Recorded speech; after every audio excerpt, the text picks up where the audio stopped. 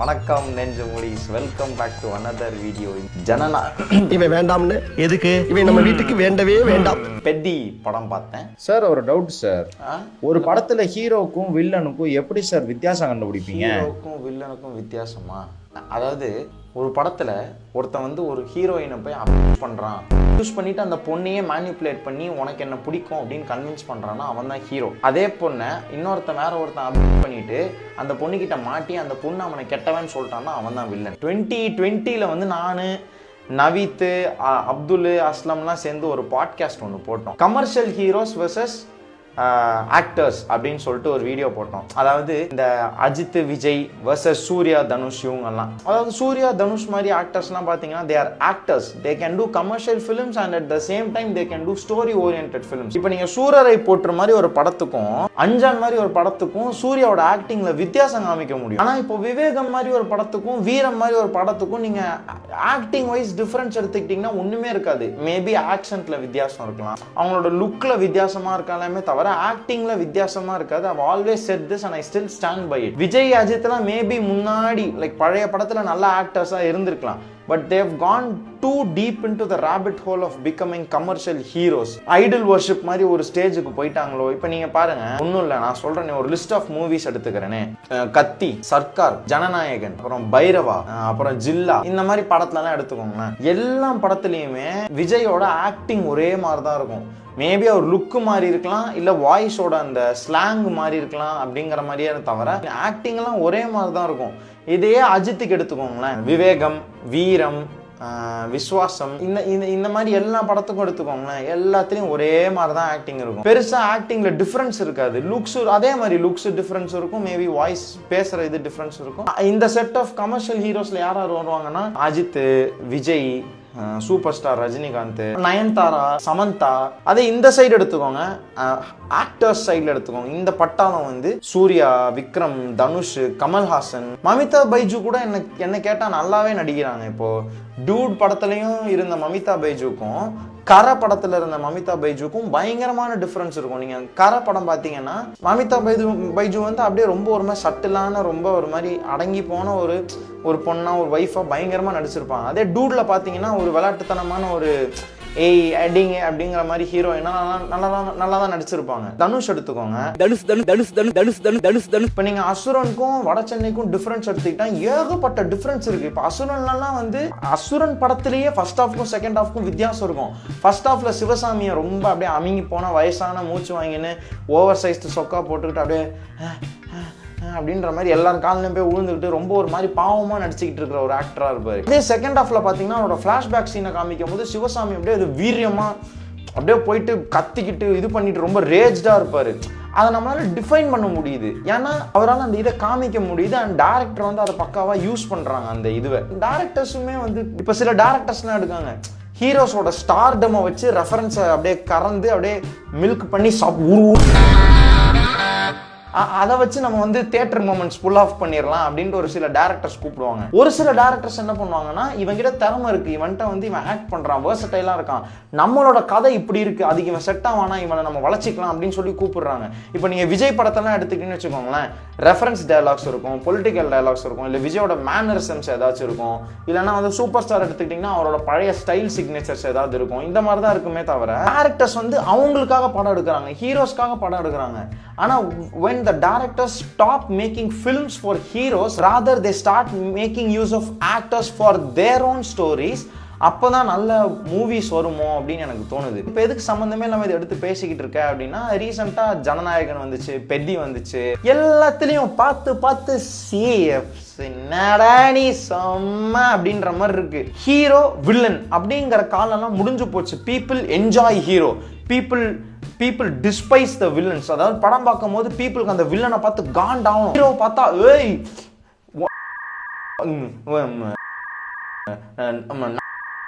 சொல்லையா ஆண்டாண்டா ஏய் நான் உன் பின்னாடி நிக்கிறேன்டா, நீ நில்ற, நான் எப்போ முன்னாடி எப்போ உங்களுக்காக வாழ போறீங்க. அந்த மாதிரி டைம்ஸ்லாம் முடிஞ்சு போச்சு. Now people want real stories to connect with. தியேட்டர்ல போய் உட்காந்தா பார்த்தா ஜனநாயகனோ விவேகமோ இல்லை ரீசெண்டாக வரப்போற எந்த படமா இருந்தாலும் சரி, போய் தியேட்டரில் போயிட்டு என்ஜாய் பண்ணிட்டு வரோமா, அவ்வளோதான். தியேட்ரிக்கல் மொமெண்ட்ஸ்க்காக எடுக்கிற படம் அப்படின்னு வந்துடுற மாதிரி இருக்கு. நான் அப்படி வர படம் வரவே கூடாது, தப்புன்னு சொல்லலை. பட் ஆனால் அந்த படத்துக்கு கிடைக்கிற கிரெடிட்டோ இல்லை செலிப்ரேஷனோ இந்த மாதிரி படங்களுக்கு கிடைக்காம இருக்கிறதுனால இங்கேதான் ஆர்ட்டை வந்து பிஸ்னஸாக மாத்துறாங்க. இங்கே தான் அந்த ஆங்கிள் வருது. இல்லை மெய்யழகன் மாதிரி படத்துலலாம் நீங்கள் பார்த்தீங்கன்னா மாஸ் பிஜிஎம்லாம் ஒரே ஒரு இடத்துல தான் இருக்கும். தோனிங்கிற ஒரு காலமாட்டம் வந்துட்டு ஜல்லிக்கட்டுக்கு அலங்காநல்லூரில் வந்து விட்டு எடுக்கும், அப்போதான் ஒரு மாஸ் பிஜிஎம் இருக்கும். வேற எங்கேயுமே அந்த படத்தில் மாஸ் பிஜிஎம் இருக்காது. ரொம்ப லைட் ஹார்ட்டடான ஒரு படம், ஒரு 2 பேருக்கு நடுவில் இருக்கிற கான்வர்சேஷன்ஸ்னால தான் படமே மூவ் ஆகும். அதை பார்த்தா பார்த்துனே இருக்கலாம்டா அப்படின்ற மாதிரி இருக்குல்ல. நான் இப்போ வரைக்கும் மெய்யழகனை தியேட்டரில் பார்க்க முடியாததுக்கு ஒரு ரொம்ப ரிக்ரெட் பண்ணுறேன். மெய்யழகனோட அன்கட் வெர்ஷன் தேடிட்டு இருக்கேன். உட்காந்து நான் பார்த்துக்கிட்டே இருக்கணும், அந்த படத்தை திகட்ட பார்க்கணுங்கிற மாதிரி இருக்கு எனக்கு மெய்யழகன்லாம். எனக்கு அந்த மாதிரி படத்தெல்லாம் வந்து அவார்டு கொடுத்தீங்க, அதுக்கு ஒரு ரெக்கக்னிஷன் வருது, அதுக்கு நிறைய காசு வசூல் ஆகுது அப்படின்னா அப்போ டேரக்டர்ஸ் யோசிச்சு பாருங்க. இல்லை அப்போ மெய்யழகன் மாதிரி ஒரு படம் எடுக்கணும்ட்டு எடுக்கிற ஒரு கூட்டம் கிளம்பும். இன்னொரு பக்கம் நல்ல ஒரு ஸ்டோரி எழுதலாம், இந்த மாதிரி நல்லா ரிலேட்டபிளா. பிரேம்குமாரோட இன்டர்வியூஸ்லாம் பார்த்தீங்கன்னா மெய்யழகன்ல இருக்கிற படத்தோட ஐடியாலஜியை தான் அவர் போதிச்சு பேசுவார். ஏமாத்துறாங்கன்னா ஏமாத்திட்டு போட்டுங்க, என்னங்க இப்ப என்ன ஆக போகுது சார்? ஏமாந்துட்டு போறோம் சார், அவ்வளவு விவரமா இருக்கு, என்னத்த பண்ண போறோம்? ரியல் லைஃப் மெய்யழகனா வாழ்ந்துன்னு இருக்காரு. அப்ப என்ன தெரியுதுன்னா அவரோட மைண்ட்ல இருக்கிற ஒரு விஷயத்தை தான் ஒரு படமா எடுக்கிறாரே தவிர, கார்த்திக்கு இப்படி ஒரு படம் எடுக்கணும், அரவிந்த் சாமிக்கு இப்படி அவங்களுக்கு ஏன்டா போய் கொடுக்குறீங்க, அவங்களுக்கு ஏன் போய் கொடுக்குறீங்க? நீ படம் எடுக்கிறது யாருக்கு? கார்த்திக் அரவிந்த் சாமிக்காக கிடையாது. நீ படம் எடுக்கிறது விஜய்க்கு அஜித்துக்காக கிடையாது. நீ அவங்களுக்காக படம் எடுக்கிறன்னா அவங்கள்ட்ட இருந்து காசை வாங்கிட்டு நீ படம் எடுத்து அவங்களுக்கு CD போட்டு கொடுத்துரு, அவங்க வீட்டுல உட்காந்து பார்த்துக்கிட்டு. ஆடியன்ஸ்க்காக படம் எடுக்கிறன்னா ஸ்டோரி ஒன்று நல்லா எழுதி ஆடியன்ஸ் வர்றாங்கன்னா உட்காந்து பார்த்து என்ஜாய் பண்ணணும், ஸ்டோரியை கனெக்ட் பண்ண அவங்க மனசுல நிற்கணும். அதை விட்டுட்டு நான் தியேட்டருக்காக படம் எடுக்கிறேன், ஃபேன் பாய் சம்பவம் பண்ணுறேன், இதெல்லாம் வந்து எக்ஸ்கியூஸ் கொடுத்து ஆடியன்ஸ் தலையில் இந்த படத்தை கட்டுற மாதிரி இருக்கு. நீ ஃபேன் பாய் சம்பவம், நீ சம்பவம் பண்ற, எங்களை கூப்பிட்டு வச்சு ஏன்டா உட்காந்து தியேட்டர்ல சம்பவம் பண்ணிட்டு இருக்க? பெட்டி வந்தப்போ அந்த சீன்லாம் இருந்துச்சு, சம்பந்தமே இல்லாம பால் ஸ்ட்ரைட்டா வருது, தூக்கி அடிக்கிறத விட்டுட்டு கிரவுண்ட்ல ஒரு தட்டி அந்த பிரதேசனம் பண்ணி உருண்டு நல்லா கையை காலை தட்டி ஆடுறாராமா. எதுக்கு? ஒரு மாஸ் காமிக்கிறேன். nobody does that. பால் வந்தா எப்படி அடிக்கலாம்னு பார்த்தா அடிப்பாங்க, அவ்வளவுதான் நான் பார்த்துருக்கேன். சரி ஒரு மாஸ் எலிமெண்ட்காக அந்த சீனை வச்சிருக்காங்க, ஒரு சிக்னேச்சர் மூவ், பெட்டியோட சிக்னேச்சர் மூவ்ங்கிறதுக்காக வச்சிருக்காங்க. Okay fine. ஒரே ஃபார்முலா தான். ஹீரோ வந்து ரொம்ப செல்ஃபிஷாக வந்து இருப்பான், அப்புறம் வந்து ஒரு லவ் பண்ணுவான், லவ் ட்ராக் ஒன்று தனியாக ஓடும், அந்த வேர்ல்டில் நடக்கிற கஷ்டத்தை பார்த்து தலை மேலே போட்டுப்பாரு, தான் மேலே போட்டு நான் தான் அந்த மக்களுக்காக போய் நிற்கணும் அப்படின்னு சொல்லிட்டு போயிட்டு நிறைய பேர்கிட்ட பேசுவார், சண்டை போடுவார், ஹீரோவை புறக்கணிப்பாங்க. அப்போ ஹீரோ வந்து தன்னோட மாரல்ஸை என்றைக்குமே மீறிடக்கூடாதுங்கிறதுக்காக பல்ல கடிச்சிட்டு எல்லாத்தையும் பொறுத்துக்கிட்டு அப்படியே எலிவேட் ஆவார், அப்படியே போவார். கொடூரமா இருக்கு, கடைசியில் ஒத்தாலா நின்று ரிவோல்ட்டிங்கா பேசி அப்படியே எல்லாத்தையும் மாத்திடுறாரு. இவ்வளவுதான். இந்த ஃபார்முலாவை நீங்க போய் கமர்ஷியல் படம் எல்லாத்துக்குமே வைக்கலாம். நீங்க யோசிச்சு பாருங்க. இதுல கொஞ்சம் ஆல்ட்ரேஷன்ஸ் பண்ணணும்னா மிஞ்சி போனா ஒரு ஃபிளாஷ்பேக் சீன் ஆட் பண்ணலாம், இல்லைன்னா ஒரு ட்விஸ்ட் ஆட் பண்ணலாம். ஹீரோ கூடயே இருந்த ஃப்ரெண்டே வந்து அந்த கஷ்டத்துக்கு காரணமாயிட்டான். இவ்வளவுதான் ஃபார்முலா. நான் கமர்ஷியல் டைரக்ஷன்ஸ்லயே பார்த்ததுலயே கொஞ்சம் நல்லா இருந்தது வந்து லோகேஷ் கனகராஜ் தான். ஓவரா ஹைப் பண்ணி ஓவரா செலிப்ரேட் பண்ணி அவரே ஓகே இது பிடிக்குது நம்ம இப்படியே எடுத்துட்டு போயிடும் அப்படின்னு சொல்லிட்டு உட்காந்து அவரும் ஒரு மார்க்கமா ஒரு ஃபார்முலா ஃபாலோ பண்ணிட்டு எடுக்க ஆரம்பிச்சிட்டாரு. இப்போ விக்ரம் படத்துல பாருங்களேன், விக்ரம் படத்துல வந்து நம்ம எதெல்லாம் என்ஜாய் பண்ணோம், பழைய சாங்ஸ் என்ஜாய் பண்ணோம், ட்விஸ்ட் நிறைய இருந்தது என்ஜாய் பண்ணோம், விக்ரம்க்கு ஒரு ஃபிளாஷ்பேக் இருந்தது என்ஜாய் பண்ணோம், லாஸ்ட்ல ரோலெக்ஸ் என்ட்ரி என்ஜாய் பண்ணோம். இப்போ அதே ஃபார்முலாவை அப்படியே தூக்கி கூலியில போடுங்க. பழைய பாட்டெல்லாம் சம்பந்தமே இல்லாம ஃபோர்ஸ் பண்ணி உள்ள திணிச்ச மாதிரி இருக்குது. லாஸ்ட்ல வந்து ஒரு ஆமிர்கான தாஹா அப்படின்ற ஒரு கேரக்டர் மாதிரி கொடுத்து உள்ள இறக்கிட்டாரு. தியேட்டர்ல பார்க்கும்போது அதை என்ஜாய் பண்ணேன். கூலி எனக்கு தியேட்டர்ல பார்க்கும்போது பிடிச்சது. ஆனா அதுக்கப்புறம் எனக்கு எப்பயாவது பார்க்கணும்னு தோணுச்சுன்னா பிடிக்கவே எனக்கு பார்க்க பிடிக்கல எனக்கு கூலி. இப்போ நான் வந்து ஒரு படத்துக்கு தியேட்டரில் போய் ஒரு 200 ரூபா கட்டிட்டு நான் போய் பார்க்குறேன் அப்படின்னா அந்த படம் எனக்கு மனசில் நின்றுச்சுன்னா நான் போயிட்டு அடுத்த வாட்டிலாம் ஒரு வாட்டி பார்ப்பேன், அந்த படத்தை ரீவாட்ச் பண்ணுவேன், இதெல்லாம் பண்ணுவேன். நீ தியேட்டர் எக்ஸ்பீரியன்ஸ் மட்டும்தான் நீ படத்துக்கு ரிலீஸ் பண்ணுற அந்த ஒரு தியேட்டரிக்கல் எக்ஸ்பீரியன்ஸ்க்காக மட்டும்தான் படம் எடுக்கிறோம் அப்படின்னா எதுக்கு 200 ரூபா சார்ஜ் பண்ணணும்? பெத்திலாம் வந்து அதில் ஒரு சீன் வருது, பெத்தியில் வந்து ஒரு சீன் வருது. நீ அப்போ ஹீரோ வந்து சொல்கிற, ராம் சரண் வந்து சொல்கிறாரு, நான் வந்து பயப்படுறீங்களா, வேணா ஒத்த ஆளுக்கு பதிலாக 2 பேரா குஸ்தி சண்டைக்கு அனுப்புங்க, நான் ஒத்த ஆளாக வந்து பார்த்துக்கிறேன் அப்படின்னா நீ தாண்டா வில்லன் சரியா? நீ வந்து குஸ்தி சண்டைக்கு நீ வந்து ட்ரைனிங் எடுக்கிற, ஓகேவா? நான் வந்து ஒரு குஸ்தி சண்டை போடுற பிகினர், ஆனால் நல்லா பயங்கரமாக ட்ரெயின் ஆகிட்டேன், இது வரைக்கும் காலத்தில் வந்து இறங்கி சண்டை போடுறது கிடையாது. நான் வரேன், நான் உன்கிட்ட சேலஞ்ச் பண்ணுறேன், சரிப்பா பயமாக இருக்கா, நீ வேணா 2 பேரை அனுப்பு அப்படின்றனா நீ என்ன பண்ணுவ? நியாயமாக அவன் வைக்கிற சேலஞ்சு என்னது? நீ கோழையா, பயப்படாத 2 பேரை அனுப்புன்னு சொல்கிறான். நீ என்ன பண்ணுவ? நம்மள்ட்ட இருக்கிற நம்ம ஈகோவை டச் பண்ணிட்டான், நம்மள்ட்ட இருக்கிறதுலே மாசா இருக்கிற ஒருத்தனை இறக்கி அவனை முடிக்கணும் அப்படின்னு தானே பண்ணுவேன். ஓகே சரி கூப்பிட்டான், 2 பேர் போங்க, போங்க கூப்பிட்டான், அவனே கூப்பிட்டான், ஏன் அவன் உனக்கு சேலஞ்ச் வைக்கிறான்டா, அவனுக்கு சேலஞ்ச் வைக்கிறான்டா மென்டலு. நீயும் கேட்காம 2 பேரை அனுப்புறான் பைத்தியம். அதையும் அவன் மனசாச்சே லாஜிக் இல்லாம அவனும் 2 பேரை போட்டு புரட்டி எடுத்துக்கிட்டு இருக்கான் குஸ்தியில. கேட்டா குஸ்திக்கும் கிரிக்கெட்டுக்கும் கிராஸ் ஓவர் அத்லீட். இது நாங்க பெட்டி படத்தை நான் சுருக்கமா சொல்றேனே, மிக்ஸ் ஆஃப் சார்பட்டா பரம்பரை, கராத்தே கிட்டு, அப்புறம் நரேஷனுக்கு வந்து கேஜிஎஃப் மாதிரி நரேட் பண்றாங்க. சார் பெத்தி யாரு தெரியுமா சார்? தெரியாதுடா, பார்க்க வந்திருக்கேன். ஏன்னா தெரியாதுங்க ஏன்ட்ட கேட்டுக்கிட்டு இருக்கீங்க நீ? நானும் பார்த்துனேங்கிற ஒரு நிமிஷமா உண்மையில பெத்தி யாருன்னு கேட்டுக்கிறே தவிர சொல்ல மாட்டேங்கிறீங்க. பெத்தி யாருன்னு தெரியாம தான் வந்து உட்காந்துருக்கேன். சும்மா கேப்புக்கு ஒரு வாட்டி பெத்தி யாருன்னு தெரியுமா? கேஜிஎஃப் மாதிரி நரேட் பண்றானுங்க படத்தை. சார்பட்டா பரம்பரையில் என்ன கதை? தான் வந்து கீழ் ஜாதியா வந்து இருக்கிறவன் வந்து ரெப்ரசன்ட் பண்ணி, நான் வந்து சார்பட்டா பரம்பரையை ரெப்ரசன்ட் பண்ணி நான் வந்து ஜெயிச்சு காட்டுவேன் அப்படின்ற மாதிரி ஒரு ஆங்கிள் போகும்.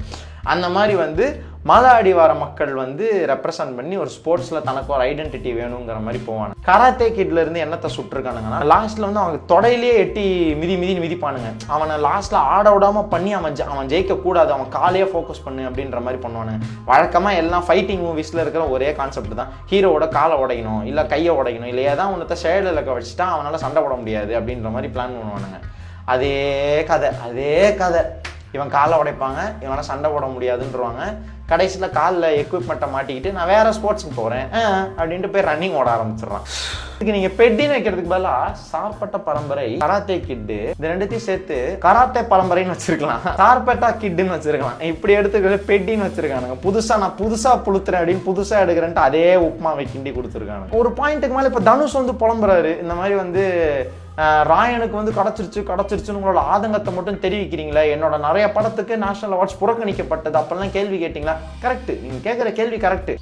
ஆனா எனக்கு புரியல. அப்போ நீங்க வாய்ஸ் அவுட் பண்ணியிருக்கணும், எனக்கு வந்து கிடைக்கல, எனக்கு வந்து ரெப்ரசன்டேஷன் கிடைக்கல அப்படின்னு சொல்லி நீங்க இது பண்ணியிருக்கணும். இல்லை என்ன பண்ணியிருக்கணும், ராயனுக்கு ஒரு நேஷனல் அவார்ட் கொடுக்கும் போது நீங்க அதை ரிஜெக்ட் பண்ணியிருக்கணும். என்னோட அந்த படத்துக்கெல்லாம் கொடுக்கல, நீ இந்த படத்துக்கு எதுக்கு கொடுக்குற, எனக்கு வேண்டாம், எனக்கு அவார்டே வேண்டாம்னு ரிஜெக்ட் பண்ணியிருக்கணும். பார்த்திபன் பண்ணார்ல, எனக்கு விகடன் அவார்ட் வேணாம் அப்படின்ற மாதிரி அந்த மாதிரி பண்ணியிருக்கணும். உங்களுக்கு தெரியுது வடசென்னை, அசுரன், பொல்லாதவன், புதுப்பேட்டை மாதிரி படத்தெல்லாம் கம்பேர் பண்ணும்போது ராயன் பி படம்னு உங்களுக்கே தெரியுது. அப்புறம் எதுக்கு கொடுத்தா வாங்குறீங்க? இதுல வேற வாங்கிட்டு ஜஸ்டிஃபை வேற பண்றாரு. நீங்க அந்த படத்துக்கெல்லாம் வந்து யாரும் எனக்கு கொடுக்காதப்போ கேள்வி கேட்கல, மக்கள் ஏன் கேள்வி கேட்கணும்? மக்கள் நீங்க வந்து சார் நீங்க தான் மக்களுக்காக படம் எடுக்கிறீங்க, சரியா? நீங்க காசு வாங்காம நீங்க வந்து மக்களுக்கு சேவையா பண்றீங்க. ஃபிலிம்ஸ் எடுத்து நான் உங்களை தான் என்லைட்டன் பண்றேன், எனக்கு ஒண்ணுன்னா நீங்க கேளுங்க. நீங்க என்ன மார்ட்டிரா இல்லை நீங்க என்ன சாக்ரிஃபைஸ் தான் பண்றீங்க? கிடையாது. நீங்க பாக்குற வேலைக்கு நீங்க காசு வாங்குறீங்க. இப்போ அதில் ஏதாவது தப்பு நடந்துச்சுன்னா, இல்லை அதில் ஏதாவது ஒரு ஃபால்ட்டியாவோ இல்லை வந்து அன்ஃபேராவோ ஏதாவது நடந்துச்சுன்னா கால் அவுட் பண்ணலாம். சம்மந்தமே இல்லாமல் உங்களுக்கு ஃபேவராக ஏன் மக்கள் குரல் கொடுக்கணும்னு எதிர்பார்க்குறீங்க? அப்போ அது ஐடல் வர்ஷிப்பை நீங்களே தூண்டுற மாதிரி தானே. இப்போ உங்கள் படத்துக்கு எப்படி எனக்கு வந்து வட சென்னைக்கு நடக்கலை, எனக்கு வந்து அசுரன் படத்துக்கு கிடைக்கல, அப்போ யாருமே கேள்வி கேட்கல, வேற ஒரு படத்துக்கு கொடுத்துட்டாங்க. அப்போ மெய்யழகன் படத்தோட டேரக்டருக்கும் அப்படி தானே இருக்கும். என் படத்துக்கு கிடைக்கல ஆனால் ராயன் படத்துக்கு கொடுத்துருக்காங்க அப்படின்ற மாதிரி மெய்யழகன் டேரக்டருக்கு இருக்கும். அப்போ அவங்களுக்கு தானே இப்போ கேள்வி கேட்டுட்டு இருக்காங்க, மெய்யழகனுக்கு தான் வந்திருக்கணும். அப்போ நீங்கள் உங்களுக்கு வந்தால் மட்டும்தான் ஆடியன்ஸ் கேட்கணும்னு எதிர்பார்க்குறீங்க, வேற யாருக்காவது வந்தால் கேட்கணும்னு எதிர்பார்க்க மாட்டீங்க. அப்புறம் என்னது அது இம்பேலன்ஸ்டாக வந்து யோசிக்கிறது. அதனால வந்து எனக்கு ஆக்சுவலாக வருத்தம் தான் வட சென்னை அசுரனுக்கு கொடுக்காததை வந்து எனக்கே காண்டு தான்.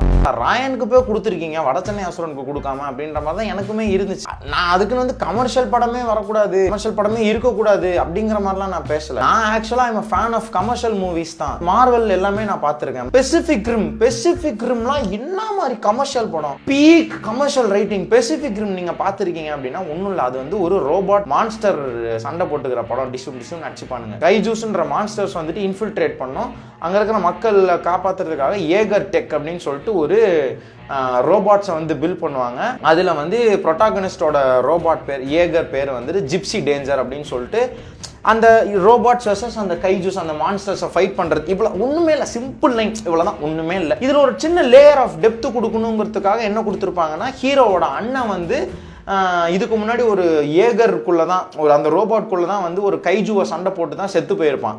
அதனால தம்பி வந்துட்டு எனக்கு ஏகரே வேணாம், நான் ஃபைட்டிங்கே பண்ண போறதில்லை, நான் நார்மலாக ஏதாவது வேலை பார்த்துக்கிறேன்னு போயிருப்பான்.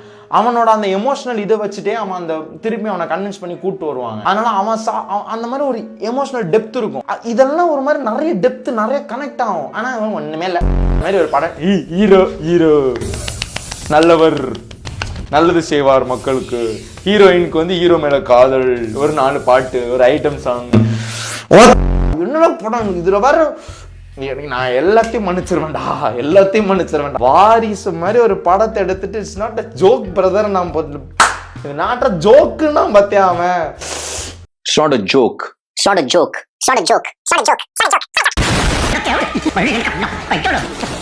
ப்ரோ ஒண்ணு சப்புன்னு ஒரு டெப்த் இல்ல, ஒரு லேயர் இல்ல, ஒண்ணுமே இல்ல படத்துல, ஒண்ணுமே இல்ல. டிரான்ஸ்ஃபார்மர்ஸ் என்னடா உம்மா கொடுக்குற? என்ன மாதிரி படம்? சரி இங்கிலீஷ விடு, செக்கச்சவந்த வானம் என்ன மாதிரி படம், என்ன மாதிரி கமர்ஷியல் படம். சிம்பு, அரவிந்த் சாமி, அங்க என்ன கிணறு வெட்டிட்டு இருக்காங்க, பேர் என்ன, அருண் விஜய், பிரகாஷ் ராஜ், விஜய் சேதுபதி. நீங்க யோசிக்கலாம் எல்லாம் ஸ்டார்டமையும் கூப்பிட்டு வந்து ஒரு படம் எடுத்து விட்டான் அப்படின்ட்டு ஒரு இது கதை. ஒவ்வொருத்தருக்கும் ஒரு கேரக்டர் ஆர்க் இருக்கும். சிம்புக்கு வந்து அவனை வந்து இந்த ஃபேமிலியில வேண்டாதவனா பாக்குறாங்க, அதனால நான் போயிட்டு வெளியில வந்து கேவலமான விஷயமா இருந்தாலும் நான் மாசா பண்றேன்னு அவன் ஒரு பக்கம் போவான். அரவிந்த் சாமிக்கு வந்துட்டு நான் தான் வந்து தலைமை எடுத்துக்கணும், எல்லாத்தையும் நான் தான் பாத்துக்கணும் அப்படின்ட்டு. மிடில் சைல்டுக்கு வந்துட்டு அவனுக்கு ஒரு ரெப்ரசன்டேஷனே இருக்காது, அதுக்காக அவன் ஃபைட் பண்ணுவான். இதுல 3 பேரோட வைஃப்ஸ் வேற. இதுல பிரகாஷ் ராஜுக்கு வந்துட்டு எனிமீஸ் இருப்பாங்க, எனிமீஸ் வெளியே இருக்காங்கன்னு நினைச்சு பார்த்தா ஃபேமிலிக்குள்ளேயே எனிமீஸ் இருப்பாங்க. ஒரு மாதிரி நல்ல பயங்கர லேயர்டான ஒரு படம். இன்னொன்னு எனக்கு புரியலன்னா ஆக்ட்ரஸ் வந்து ஏன் வந்து இப்போ சாவர மாதிரி எடுக்கவே விட மாட்டாங்க படம்.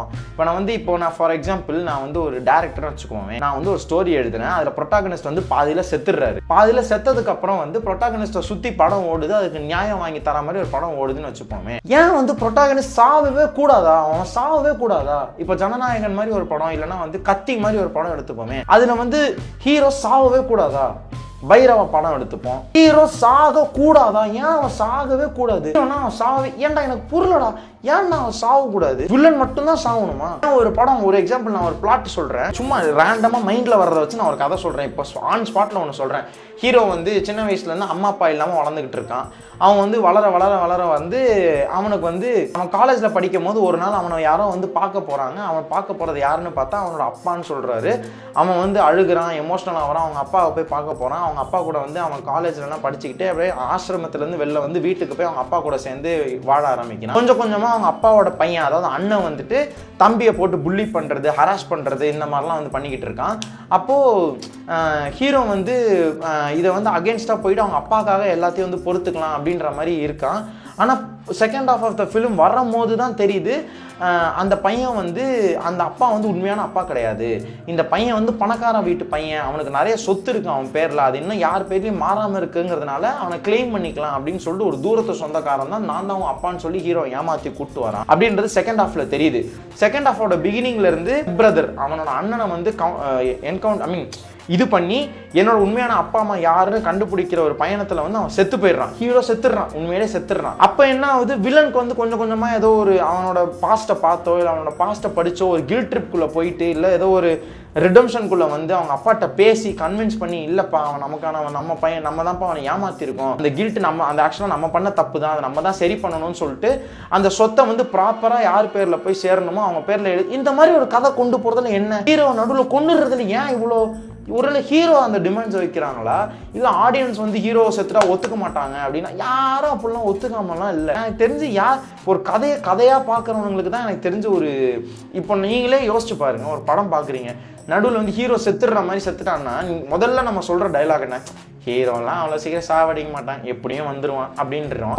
அப்போ அவன் உண்மையிலேயே செகண்ட் ஹாஃப்ல வந்து ரீஇன்கார்னேட் ஆகிட்டு வரான் அப்படின்னா அது இன்னும் உங்களுக்கு ஒரு பெரிய விஷயமாவா இருக்கும்? வெரி குட், எல்லாரும் ஜோரா ஒரு கை தட்டுங்க. அதெல்லாம் தட்ட முடியாது. ரைட் விடு. தெரியண்டா தெரியண்டா. கேம் ஆஃப் த்ரோன்ஸ் படம் எடுத்துக்கோங்க, நீங்க யார ஹீரோன்னு நினைச்சுக்கிட்டே இருக்கீங்கன்னா போட்டு சொல்றாங்க. என்னப்பா நெட் ஸ்டார் ஹீரோன்னு நினைக்கிறியா? முடிச்சு விட்டுரு. ஜான் ஸ்னோ கிங் ஆவான்னு நினைக்கிறியா? காட்டுக்கு அனுப்பவன என்ன டெனேரஸ் தான் வந்து குயின் ஆமான்னு நினைக்கிறியா சொருகு இப்போ ஆனா ஜிஓடி வந்து இருக்கிறதுலே த மோஸ்ட் ரேட்டட் சீரிஸ் நான் பார்த்த வரைக்கும் எனக்குமே ரொம்ப பிடிச்சது அந்த சீரிஸ் இந்த மாதிரி எவனுமே எடுக்க மாட்டான் ஹீரோயினை போடு 4 பாட்டை போடு ஒரு பிளேம் ஒரு ட்விஸ்ட்டை போடு 4 இதை போடு அதனால எனக்கு ஒரு பாயிண்ட்டுக்கு மேலே சினிமாவே வந்து போடா சி என்னடா எனக்கு எதுவுமே புரியலடா நீ சினிமா பார்க்குற ஜெஸ்டே போயிடுச்சு எனக்கு என்னை இப்போ மார்வல் தான் வந்து டீஸ் பண்ணிருக்கானுங்க அடிக்கடி தொட்டு விளாண்டுட்டு இருக்கானுங்க மார்வல் தான் மார்வல் வந்து என் கேமோட நான் விட்டுட்டேன் பார்க்கறது ஏன்னா அது வரைக்கும் ஒரு பிளாட் முடிஞ்சிருச்சு அப்புறம் இழுக்கணுமேனு இழுக்கிறானுங்க phase 4 phase 5 Black Widow Shang-Chi இதுன்னு இழுக்கிறானுங்க எனக்கு அது பிடிக்கவே இல்லை விட்டுறா கொஞ்சம் விட்டுறா அப்பா நீ வேணடா அப்படின்ற மாதிரி இருக்கு ஆனால் டீஸ் பண்ணிட்டே இருக்கானுங்க கோஸ்ட் ரைடர் வாத்தியா கோஸ்ட் ரைடர் 2028 கோஸ்ட் ரைடர் வருது யாரு ரயன் காஸ்லிங் வச்சு எடுக்கிறேன் எப்படி மாசா ரயன் காஸ்லிங் பிராண்ட் நியூடு எடுத்துருக்கேன் பாருங்க ப்ளீஸ் சார் விட்டுருங்க சார் டீஸ் பண்ணி விளாட்டு இருக்கானுங்க அவனுங்க சரி நான் போயிட்டு டிரான்ஸ்ஃபார்மர்ஸ் 4 பார்ட்டி ரீவாட்ச் போட போகிறேன் பிளாட்லாம் ஞாபகம் இருக்கு நான் போய் பார்க்க போகிறேன் எப்படி பெசிபிக் ரிம் பிஜிஎம்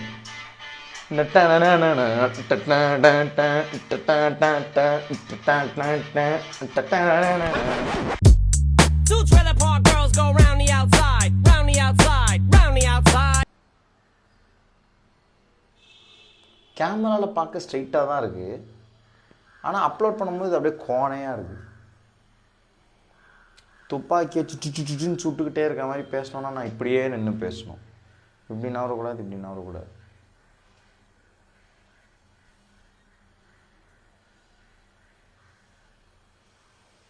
இந்த கோழி இருக்கும் தெரியுமா கோழி கழுத்து அப்படியே வச்சுட்டு அப்படியே இந்த ஸ்டெப் ஒன்று போடுவானுங்களே பார்க்க